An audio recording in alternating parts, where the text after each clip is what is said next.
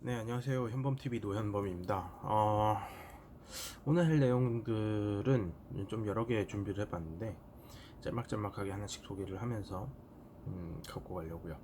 노동 이슈들에 대한 단상들을 좀 이야기를 해보려고 하고 있어요. 최근에 우리 사회에서 나타나는 노동계가 어떤 식으로 흘러가는지, 그 다음에 어떤 모습들이고 어떤 방향으로 가는지에 대해서 소개를 좀 해드려야 될 것 같아서 그걸 얘기하려고 하고 있습니다. 일단 최근 있었던 일들 중에서 당연히 긍정적인 거 위주로 얘기를 하려고 그러는데요. 첫 번째가 부산 공공운수노조의 단협이 체결된 부분에 대해서 이야기를 하려고 합니다. 사실 모든 게 긍정적이진 않은데 적어도 그 방향성에 대해서는 칭찬을 해야 될 것 같아요. 특히 어떤 방향성이냐, 본인들이 통상임금 소송을 통해 가지고 얻어낸 부분, 그러니까 이건 통상임금이다 해서 법적으로 받게 된 부분의 일부를 포기를 하고 대신에 시민 안전과 고용 창출을 위한 비용으로 내놓겠다라고 하는 내용입니다. 한마디로 본인들이 받아야 되는, 노동자가 스스로 받아야 되는 돈을 일부 고용을 위해서 내놓은 셈이죠. 고용에 노동자가 개입을 한 거고, 그다음에 그 고용에 대한 목적이 시민 안전에 들어가 있기 때문에 시민사회에도 상당한 공헌을 하게 된 겁니다. 굉장히 시도가 좋아요. 시도가 좋고, 이런 형태의 이야기를 한다라고 하면 확실히 귀족적인 노조죠.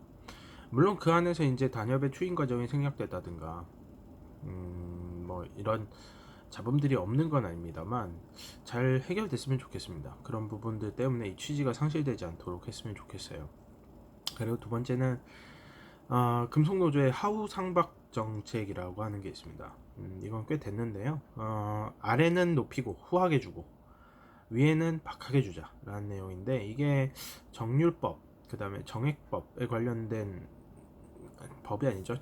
정률 인상, 정액 인상에 관련된 내용들이랑도 사실 일부 겹칠 수가 있어요. 그러니까 고액임금자의 임금이 높게 상승하는 게 정률이죠. 비율로 올라가게 될 테니까. 그러니까 정률법에 대해서는 정률적 임금 인상을 줄이고, 정액으로 올리게 되면은 다 평균적으로 어느 정도 올라가게 될 테니까 정액으로 높이는 그런 형태로 가면 하우 상박이 될 수도 있습니다만, 금속노조에서 이야기하는 하우 상박 정책은 정규직과 비정규직을 이야기를 하고 있습니다. 그래서 정규직의 임금 인상률을 좀 억제를 하더라도 비정규직의 임금 인상률을 높이자, 뭐 이쪽으로 이야기를 하고 있거든요.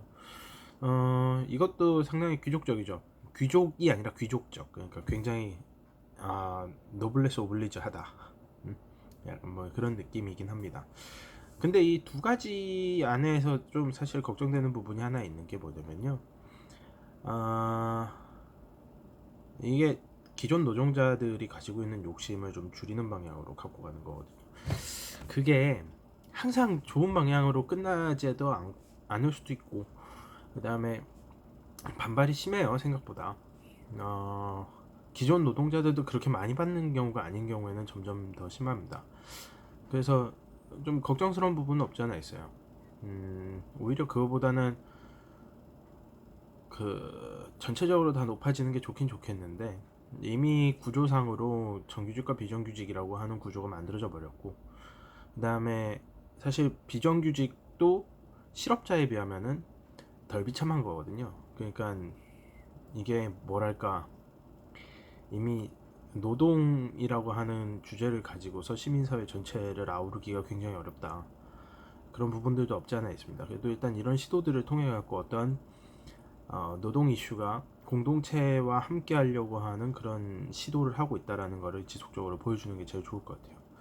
그리고 이제 또 다른 요즘 이슈 중에 하나는 화섬식품노조, 화학섬유식품노조라고 있거든요. 저기 민주노총에. 그 중에 하나에 네이버가 들어가 있습니다. 네이버가 왜 화학섬유, 그거 묻지 마세요. 저 잘 몰라요. 그런 일이 있겠지. 어쨌든 뭐 산별 노조에 들어가서 같이 투쟁하면 좋은 거 아니겠습니까? IT 노조가 없어서 그럴까요? 근데 이제 네이버 노조의 투쟁이 굉장히 좀 산뜻했어요. 이거를 정말 그 나쁘게 보면은 좀 되게 안 좋게 볼 수도 있겠는데, 저 같은 경우에는 노동조합이 파업을 진행을 하면서 또 네이버 노조 같은 경우에는 컴퓨터로 일을 하는 사무직이지 않습니까? 저도 사무직으로서 투쟁을 하는 데 있어서 그런 것들을 좀 생각을 해본 건 있는데, 어차피 컴퓨터 끄면 파업이거든. 뭐 점거를 하고 자시고 할 것도 없어요. 그냥 컴퓨터 끄고, 어차피 내 컴퓨터 비번은 보안상 나밖에 모르니까 끄면 파업인데다가 내 컴퓨터를 누가 와서 쓰고 뭐 한 자시 그럴 게 없잖아. 내가 안 하면 그만인데. 거의 지식노동이라고 하는 게 특징이 그거거든요. 본인이 안 하면 그만이다. 네이버 노조 같은 경우에도 본인이 안 하면 그만이기 때문에 뭐 굳이 사업장을 점거하거나 뭐 이럴 이유가 없습니다. 그렇게 되면 오히려 손해배상을 심하게 때릴 수 있는 그런 가능성이 높기 때문에 그런 것보다는 오히려 시민사회에 섞여가지고 투쟁을 하는 방식으로 간 게 아닌가라고 생각을 하고요. 저는 긍정적으로 봐요. 그들이 할 수 있는 가장 그 효율적인 방식이다. 좀 그 생산직 노조가 타워 크레인에 올라간다든가 아니면은 뭐 그 공장을 점거한다든가 하는 형태의 파업을 비하하는 게 아니고 그 생산자한테 타격을 줘서 파업의 목적을 얻어내는 게 방법이라 그러면은 네이버처럼 소비재 생산을 하는 사람들에게 타격을 주기 위해서는 네이버 노조라고 하는 사람들이 업무를 안 함으로써 주는 타격 플러스 시민사회에다가 호응을 얻음으로써 얻는 타격들이 있을 수 있거든요. 그래서 그런 식의 투쟁이 꼭 나쁜 건 아닌 것 같다. 뭐 영화 보러 갔다 오고 뭐 그러는데 노조 활동에 있어갖고 가장 중요한 건 사실 서로 간의 존중입니다. 그래서 같은 경험을 하고 같은 경험들을 통해 가지고 이야기를 할 수 있는 상황들이 많이 나온다 그러면은 사실 저런 투쟁 방식이라고 해서 나쁘진 않아요. 나 그때 엔드게임 보러 간 걸로 알고 있는데 네이버 노조 했던 사람들은 엔드게임을 다 같은 데서 본 거 아니야. 그럼 엔드게임을 얘기하면 아 그때 투쟁 어땠지? 자연스럽게 나올 수 있죠. 그러니까 그런 것들도 꼭 나쁘진 않다고 보고요. 시민사회와 연대하려고 하는 것들 아니면 시민들에게 노조라고 하는 것, 노동조합이라고 하는 걸 좀 더 많이 노출시켜갖고 익숙하게 만들어주는 것도 사회 분위기를 바꾸는 데 있어서 큰 도움이 될 거라고 생각을 해서 저는 긍정적으로 봅니다. 물론 네이버가 단협을 체결한 데 있어갖고 시작은 좋으나 그 안에 있는 내용이 상당히 부실할 수 있다는 게 조금 걱정스럽긴 합니다만, 네, 뭐제 입장에서는 제가 워낙 그 좀 센 데서 투쟁하는 사람들이 단협을 맺어오는 걸 보다 보니까 좀 미덥지 않긴 하더라고요. 네, 그래도 자기들이 안에서 단협 추인 과정이나 이런 것들을 다 했기 때문에 절차상의 문제는 없다고 보고 시작이 반이죠. 어쨌든 네이버는 노동조합을 인정한 게 되잖아요. 네, 좋은 일입니다. 그 다음에 이제 직장 내 괴롭힘 방지법이 7월 16일부로 시행이 됐죠. 그러니까 여러분이 지금 회사에서 부당하게 업무를 시킨다. 이를테면은 어떤 게 있을까? 근무 시간 끝나고 집에 가서 쉬려 그러는데 우리 집에 와가지고 우물 좀 팔아 뭐 이런 거 있잖아요. 우리 집 고양이 밥 좀 줘라 이런 거. 그게 이제 괴롭힘이라고 느껴질 정도라고 하면은 그게 이제 요거를 방지하기 위해서 회사가 뭔가 행동을 해야 돼요. 그러니까 서로의 관계가 안 좋은 거지. 관계가 안 좋은데 그 저도 사실 제 후배한테 저희 집 고양이 밥 좀 달라고 요청을 한 적이 있어요. 며칠 집을 비워야 되는 상황이 있어가지고. 근데 관계가 좋으면 그거 갖고 얘기를 하겠냐고요. 그래서 제가 그 후배한테 정말 그 이후에 밥도 사주고 뭐도 하고 하면서 서운하지 않게 해줬던 기억이 있는데, 그런 그 오고 가는 관계가 아니라 그냥 지위, 직장 내의 지위를 이용을 해가지고 차장이 대리한테 뭐 해라 이래라 고양이 밥을 줘라 뭐 이런 식으로 한다 그러면은 그건 이제 괴롭힘이 되죠. 네. 근데 웃긴 건 뭐냐면요, 이 직장 내 괴롭힘 방지법은 방지를 하기 위한 법이에요. 그러니까 방지를 하기 위한 요청을 하지 않는다면 그게 죄가 되지 않는 겁니다. 예를 하나 들어볼게요. 제가 나쁜 상사예요. 별로 친하지도 않고 뭐 딱히 잘해주지도 않는 후배한테 가가지고 야 우리 집 고양이 밥을 줘 해가지고 밥을 줬어요.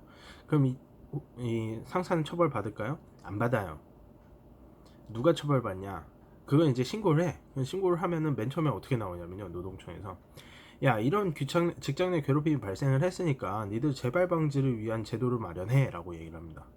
그럼 회사에서 재발 방지에 대한 제도를 마련을 해야 되는구나 라고 생각을 하면서 재발 방지를 이건 어차피 그런 것도 뭐 안에 있는 사규를 만들고 이러면서 하잖아요. 그럼 이 상사는 괴롭힘을 했기 때문에 처벌을 받을까요? 이전에 없던 사규이기 때문에 이걸로 처벌받지 않아요. 그러면 신고를 했어. 직장 내 괴롭힘이라고 해서 신고를 했어. 그런데 이 상사는 처벌 안 받고 직장 내 괴롭힘 방지를 안 만든 그 시정 조치를 했는데 그걸 제대로 이행을 안 했을 때 대표이사가 처벌을 받는 거예요. 그러면 누가 제일 엿 같은 상황이 되죠? 직장 내 괴롭힘을 신고한 사람이 제일 엿 같은 사람이 됩니다. 엿 같은 상황이 됩니다. 왜? 쟤는 뭐 그런 것도 못 받아들이고 저렇게 돼. 그게 법이 이상한 거예요. 이 직장 내 괴롭힘 방지법에 또이랑 직장 내 성희롱 방지법이랑 굉장히 유사한 구조를 가지고 있거든요. 그래도 성희롱 방지법은 이 뭐냐 가해자라고 지목된 사람과 피해자라고 주장하는 사람을 이렇게 분리를 해놓습니다. 둘이서 이렇게 나눠서 뭐 한 명은 인사대기를 보내든가 그렇게 인사대기 보내는 거는 노동청에서도 그 노동 탄압이라고 안 봐요. 부당정보라고 안 봐요. 그런 사유가 있다라고 하면 그 합당한 사유 중에 하나에 들어가요. 근데 이제 그런 게 아니라 그냥 그 뭐냐 그런 게 아니라 뭐 계속 같은 공간에서 일을 시킨다라고 생각을 해보세요. 나를 괴롭힌다라고 내가 신고를 해갖고 회사가 쟤 때문에 뭔 제도를 만들고 있대 하는데 계속 걔 얼굴을 봐야 되는 거야. 굳이 이렇게 그 둘의 공간을 분리하거나 그럴 만한 내용들은 전혀 잘 들어가 있지 않아요. 성희롱 방지법만큼 그렇게 잘 만들어져 있지도 않고. 아니, 일단 이런 법들이 만들어지잖아요. 그러면 맨 처음에 그 사측에서 사용하는 사측에서 이런 일들이 발생을 하면은 뭘로 사용이 되냐면 소위 말하는 빨갱이 골라내는 게 돼요. 빨갱이 골라내는 거. 내 말 안 듣는 애들 잡아내는 거. 저는 빨갱이를 이제 종북주의자들이라고 쓰지 않고요. 그냥 파시즘에 대항하는 사람들에 대한 이야기라고 빨갱이를 씁니다. 여튼 그런 사람들 골라내는 사용이 되기 때문에 이게 과연 지금 현재로서 활성화가 되기 쉽겠느냐라는 부분들이 좀 있습니다. 굉장히 집요해야 되고요. 그런 집요함에서도 회사는 삽질을 많이 해야 이 법에 관련해갖고 처벌이 가능한 거예요. 그리고 나를 괴롭힌 사람 당사자는 처벌을 안 받는다는 거. 회사가 물론 사규에 의거해가지고 그걸 처벌할 수도 있지만 굉장히 미약할 경우가 많다는 거 생각을 해보면 사실 있으나 마나한 법이 되긴 했죠. 물론 그럼에도 불구하고 저같이 그냥 뭐 대놓고 싸워보자 뭐 이런 식으로 가는 사람들은 쓸 수 있는 법이긴 합니다. 그러니까 노동법이 대부분 그래요. 그러니까 일반 사람들이 쉽게 접근을 해갖고 사용할 수 있는 내용들이 들어가 있는 게 아니고요. 한번 싸워보자 이렇게 이러면서 들어가는 사람들이 가까스로 정말 최선을 다해서 체증을 해갖고 어디서도 빠져나갈 수 없는 어떤 논리로도 빠져나갈 수 없는 상태로 해갖고 상대방을 고발을 해야 가까스로 상대방을 처벌할 수 있는 게 노동법의 구조입니다. 실질적으로 제가 뭐 노무사나 뭐 이런 건 아니지만 살짝 공부를 해봤고 실제로 쓰면서 싸우고 있는 사람이니까 제 느낌이 그렇습니다. 그런 부분들 한번 생각을 해보시고 뭐 ILO라든가 그 다음에 광주형 일자리라든가 뭐 이런저런 이야기들 좀 많이 해보고 싶긴 한데요. 일단은 좀 더 와닿는 내용들 그리고 뉴스화 됐던 내용들을 위주로 말씀을 드렸습니다. 다음 시간에 한번 또 찾아올게요. 일주일에 2, 3회 정도 찍는데요. 편은 하다 보면은 논하기도 하고 이번처럼 15분 가까이 되는 걸 그대로 올리기도 하고 하니까 뭐 편수는 좀 대충 없습니다. 그렇게 생각을 해주시면 고맙겠습니다. 현범TV 구독과 좋아요 뭐 이런 거 눌러달라고 말은 안 할게요. 얼마 되도 안 해가지고요. 그냥 가끔 관심 가는 내용이면 한 번씩 봐주셨으면 좋겠습니다. 고맙습니다.